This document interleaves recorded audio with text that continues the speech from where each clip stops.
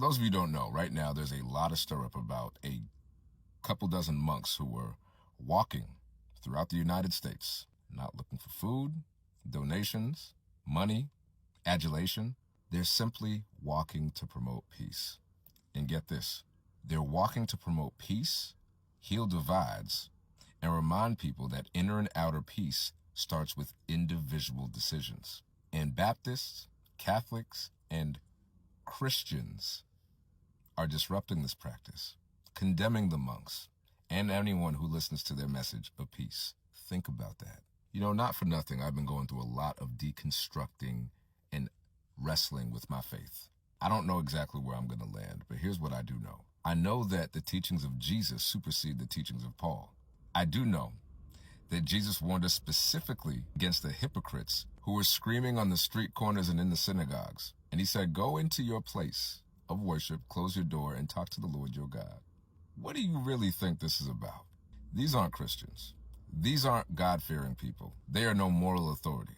You have to be a certain level of depraved to attack people who are walking for peace. The people disrupting them, condemning them to hell because they're Buddhists, a religion that literally has no God or deity, a religion that is tolerant and, if anything, promotes people from any walk of life and any religious background to practice with them. You're proving the point of the walk. Who would have ever thought that monks walking for peace would disturb so many self-proclaimed Christians? So, for a lot of us who are aware and those of us who are not aware, as of today, there are monks who began their walk and their journey from Fort Worth, Texas in October. As a matter of fact, it was October the 26th. And their goal for coming out of the monastery and going out into the streets, traveling 10 states to get to Washington, D.C. on foot in discomfort among the elements is to just spread unity, compassion, and mindfulness so that human beings, especially where we are right now, can understand that we are in dire need of not only patience with one another, but tolerance and understanding, and a willingness to compromise when it comes to people's right to live no matter how different they are. Now, isn't it ironic that their mission is to promote all of that, mindfulness, compassion, and unity amongst all of the division, because we are in a situation where the frequency of hatred is turned up to the highest power. The frequency of hatred and intolerance is turned up to the highest power. They come out of their monastery, out of comfort, to spread awareness and engaging in complete discomfort, to walk all of these states by foot, to spread that, and they are facing the thing that they are fighting against. But they are not fighting in an aggressive way. All they're doing is fighting the frequency of hatred with peace. And they are being met with that hatred because of their demonstration with peace. Who would have thought? Walking now, that is their protest against hatred. Walking in peace, in kindness, in solidarity for humanity is being met by people who are supposed to be the peacemakers. The Bible itself says, blessed are the peacemakers. Now, here are people who are being peaceful and spreading peace. And the people who are creating opposition to their demonstration are people who say they subscribe to the belief system to be a peacemaker. Now, I'm not getting it, and I'm not understanding how you can say that you are a follower of Jesus Christ and you subscribe to the teaching of being a peacemaker, blessed are the peacemakers, but you would oppose people who are demonstrating that peace in real time. I find that very strange. Something about that is sinister. And then they use buzzwords like demonic, satanic, antichrist. I watched a woman who proclaims herself to be prophetic say out of her mouth that what these monks are doing is trying to claim spiritual territory over the regions of the nation. And that we as Christians, who are real Christians, who are embodying the teachings of the ministry of Jesus Christ, that we are not real Christians because we are giving them flowers and giving them water and a place to rest their heads. And we are engaging in community kindness and support for their demonstration. Now, this woman isn't doing anything like these people are doing.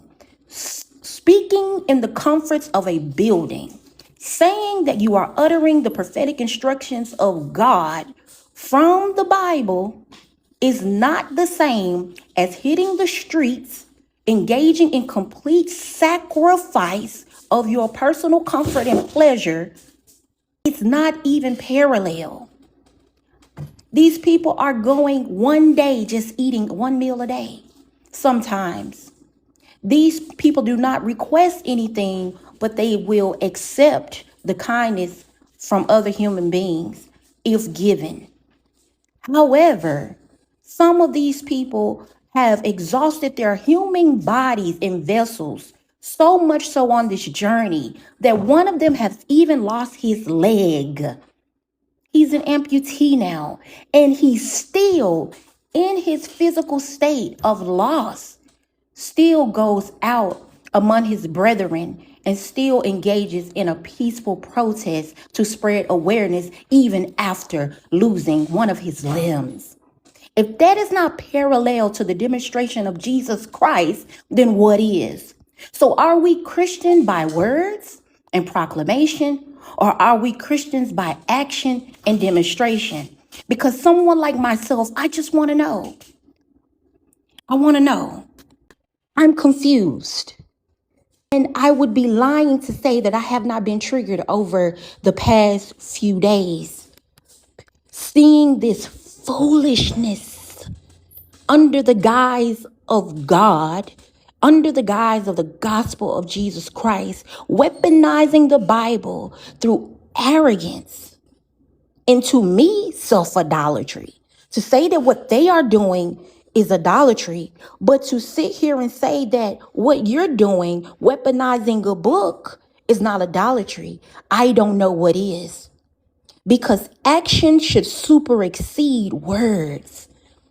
A person's actions should super exceed their words.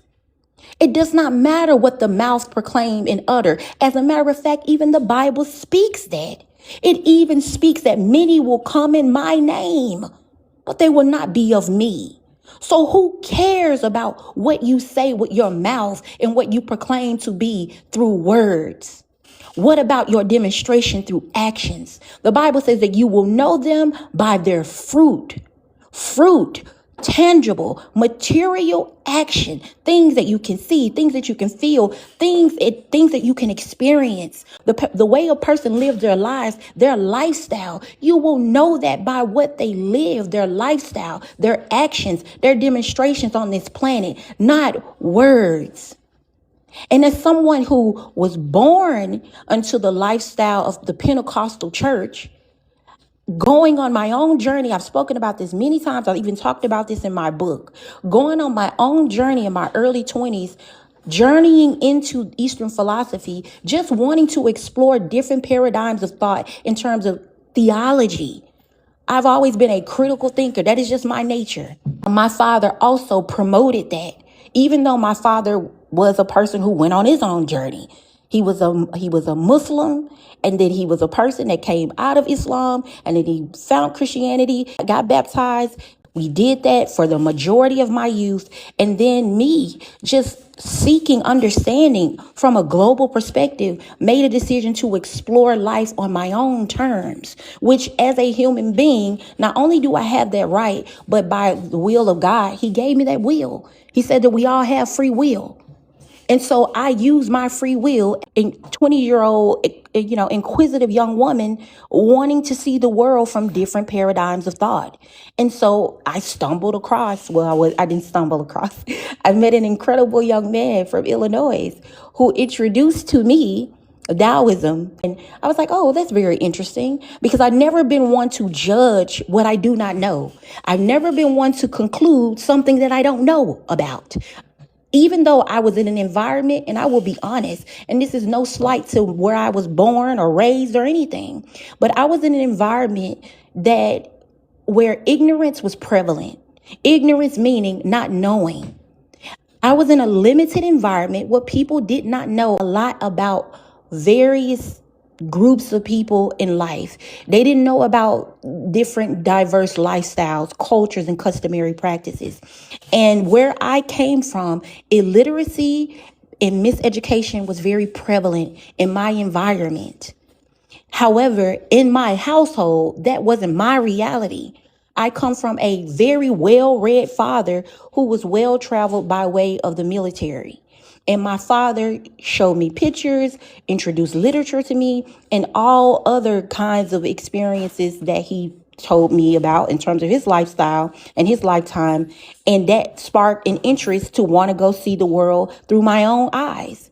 And so I too did the same as my father did in his youth. I started to explore different theology and literature and other people's customary practices, wanting to get an understanding of what life is for other people in other places outside of myself, my environment, and what I knew to be my normal. And that led me to meeting some very incredible people along my journey, which the brother that I met in Illinois introducing Taoism to me was the first time I decided to explore not only Taoism, but I did explore Hinduism and the Upanishads, which wasn't for me. Nothing against those brothers and sisters who are Hindus, but the reason it wasn't for me, I did study Upanishads, I did look into all of that, but it wasn't for me.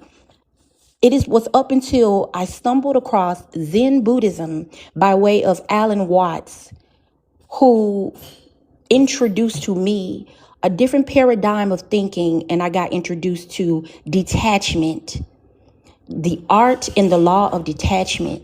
Because I am someone, as I said, by my nature, I'm a very compassionate person, naturally philanthropic, a natural humanitarian. I don't like division. I don't like conflict, for real, confrontation, unreasonable confrontation. I don't like any of that.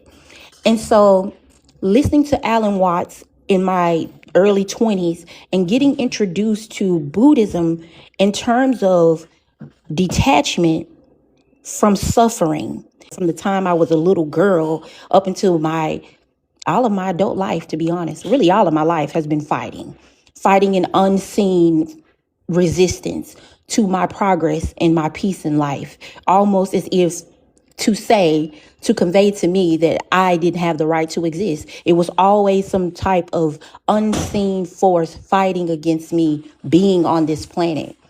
And I got tired of fighting in the way that I was. And how I was fighting from a youth to my young adult life was I was self-imploding. Depression is self-implosion. Self-consciousness is self-implosion. Low self-esteem, self-implosion. Low self-worth, self-implosion. Family division, a lot of us would just self-implode because you did not understand, you could not really rationalize why you were going through all of these trials and tribulations in your life when you are so loving, so kind, so compromising, so safe, so supportive, all of these positive things, but you were being met with so much negativity.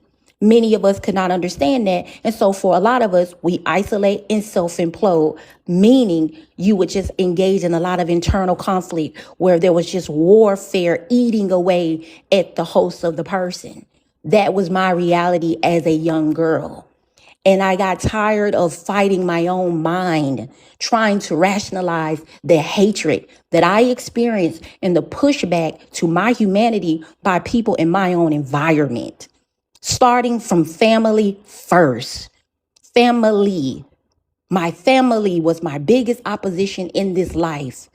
And that led me to self-implode and start feeding on myself in my own mind because I could not understand it. But when I got introduced to Buddhism, because it deals with so much mentalism, detachment from the very thoughts that eat away at a person, I was able to filter through my own mind, subconsciously and consciously, and understand that what I had taken on as my own was not mine.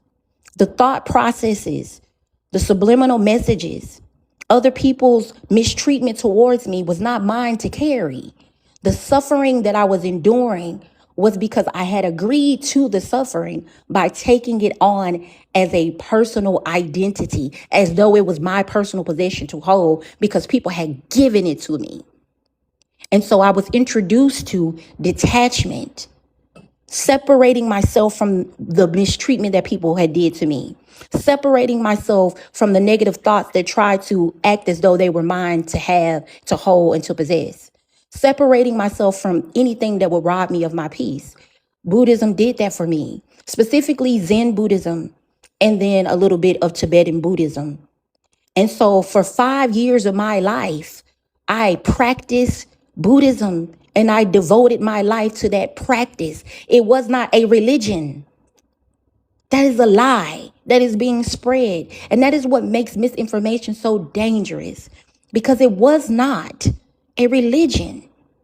It was a practice where you take positive attributes that you want to embody and you take them on as your identity. You embody them and then you act on them, and that becomes your reality. And that is what you give out to the world. Compassion, grace, mercy, tolerance, kindness, love. Is this not similar to the teachings of the ministry of Jesus Christ? So needless to say, I was in an environment that had watched me grow in real time, watch me exercise my own human will to live life on my own terms and do what I wanted to do according to my life. Was I bothering anyone? No, I wasn't bothering anyone. I took my practice even further and I wore a bindi. If a person does not know what that is, it is a little mark that you will see usually in East India, where they wear a bindi. It's a little dot in the middle of their head, and different colors of that bindi represents different things. But for me, I wore a bindi to represent consciousness, my awareness, not only of myself, but of life itself. And I wore that, yes, as a symbol of the awakened pineal gland, or what people call the first eye or the third eye, whatever you want to call it. But it was a symbol for me to represent that symbol for awareness, knowledge of self, knowledge of life, knowledge of all things that encompass life. And for me, now that I am now born again, I say that all things that are of life are things that came from God, because the very breath of life, or what the Eastern people call life, the chi or the life force, that is God. God is the breath of life. That's the realization, because God gives life and God sustains life. Even the word itself talks about death and darkness being that of Satan or Lucifer, or whatever word you want to use. However, life, breath is God. Even if a person does not even proclaim to know God, even if a person says they're agnostic or atheist or whatever they want to say, the life that was given was gifted by the creator of life. No one said that the universe is God. I have never met anyone on my journey. Now, I'm not saying that they're not out there, but I haven't met anyone. And I've met all kinds of people, all different races, all different customary practices. I have brothers and sisters from all different walks of life. I have never, me personally, met anyone that said that the universe was God, that the universe was the creator of all life forms. I haven't. Now, people say that. I don't know. But the beautiful people that I have had the joy and the pleasure of experiencing have never said it. So that's not anything that I would have to harp on or even try to argue with anyone about. And as a matter of fact, if you are even a follower of Jesus Christ, you shouldn't be arguing with anybody about anything, because you should be too busy embodying the ministry of Jesus Christ and doing the work. There is more to Jesus Christ than just using words and screaming the gospel off of the pages of a book. The ministry of Christ is in action. It's supposed to be a practice, a daily devotion, a demonstration in real time, not language, lifestyle. That's what I thought it's supposed to be. So me being a practicing Buddhist for 5 years, being in an environment where, going back to what I said, people were very ignorant in my environment where I was, very limited in their experiences with other people of other races, other ethnicities, and other cultures. So there were people who had concluded that I was into some type of dark practices, even though they didn't say it.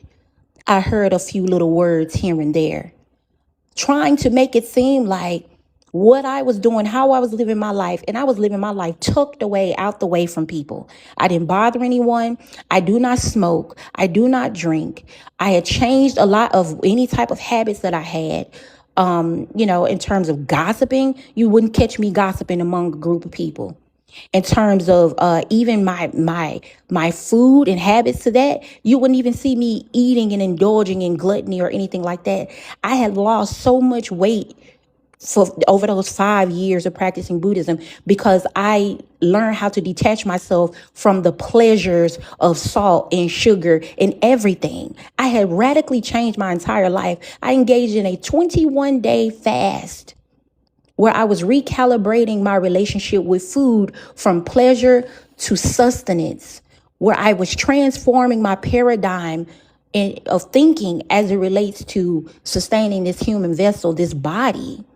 And I learned how to control this body, starting from the mind all the way to the urges and the desires of this body.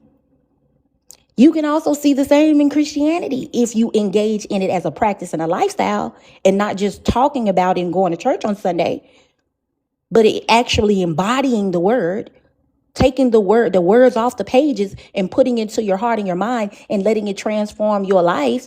You can really see the same thing. So it's not really so much the religion.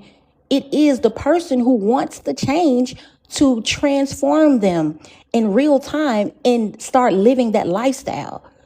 But I noticed something with all of this stuff. After 5 years of being in that practice, being in a very ignorant environment with people with limited belief systems and limited experiences with others, concluding that I was doing something dark because I was no longer saying that I was a Christian, really was dangerous for me because I was being misrepresented because of ignorance. And these people, yes, they were Black church-going folks who proclaimed to be Christians. These were people who proclaimed to be Christians, who saw me having my own day spa, offering sound bowl therapy, doing facials, doing back facials in terms of skincare and helping people with anxiety and helping people recalibrate themselves. Seeing me make a great lifestyle, not only for myself, but sharing that with my community, had made a decision that coming from my environment where I came from, didn't have the right to do that in peace. So these jealous people who say they were Christians with their mouths made a conscientious decision to smear me. Okay? People that I knew my whole life tried to ruin my business, tried to ruin my name, my reputation, and everything that I represented because I was not a Christian. And they used that angle to paint a dark narrative that was not true. And not only did they do that, these were hypocrites. These people were substance abusers. These people were drug addicts. These people were alcoholics. These people engaging in promiscuity. These are gossipers. These are backbiters. These are divisionalists. These are people who didn't do nothing holy, righteous, or the narrow path of life. They just proclaimed and professed Jesus Christ with their mouth and with memes and putting up scriptures on social media, but their life was a mess. Their lives were a mess. Still is to this day. No growth has happened. With all of the Jesus and God that they speak, with all of the warfare those people cause me, all of the trauma that they inflicted upon me, misrepresenting me, lying and causing all kind of shame and harm to my reputation, trying to destroy everything that I work for as a Black woman coming from a marginalized environment. Even now, 5, 6 years post what they did to me, they're still living an ungodly life. This is even after I've got baptized, reborn again, and gave my life to Jesus Christ and decided to do deliverance ministry. They're still back there doing the same backward type of behavior. So I realized this. It had nothing to do with my faith. Nothing to do with my practice at all. If you got my book, if anybody's ever read my book that I published in 2023, it's called Pain. You can find it on Amazon. It was chapter 5. It's a very short chapter called Meditation. And I talked about people in my environment try to confuse my practice of meditation and my personal philosophy and belief and lifestyle as a way to misrepresent me, and how that really harmed me in many ways, because what I wanted to give to my community, anxiety relief, because that's really what I specialize in outside of my skincare and the products that I made with my day spa. I really wanted to help people because I was helping a couple of my clients who were pregnant, who dealt with a lot of anxiety. They were overworked, they were overwhelmed, and I was helping them with their nervous system recalibration. I wasn't doing Reiki or anything, but I would use the frequencies of the sound bowls to calm the mind and the nervous systems of these women. And they talked about, and these were Christian women, but they talked about how relieving it felt for them to be able to be in their bodies and not feel so overwhelmed after seeing me. And people seeing me do that in real time, giving back to my community with my business, and making a decision to attack me in the area of my business. It wasn't so much anything else. I watched my own family attack my business. And that's what really hurt me the most, the jealousy. And I watched these people attack my business out of not only jealousy because I was using my free will to do what I want with my life, but also I was engaging in a generational curse breaking lifestyle where if I was able to be the first entrepreneur in real time in my family system to make a way for myself, I would be able to break the poverty, the generational poverty that had been so prevalent in my family. Because not only was I living outside of the confines of the boxes that had been constructed by society, but I decided to make a life for myself and to sustain my livelihood doing what I love and what I'm passionate at doing. And honestly, with the purpose that God had gifted me, which is acts of service, because I'm a natural humanitarian.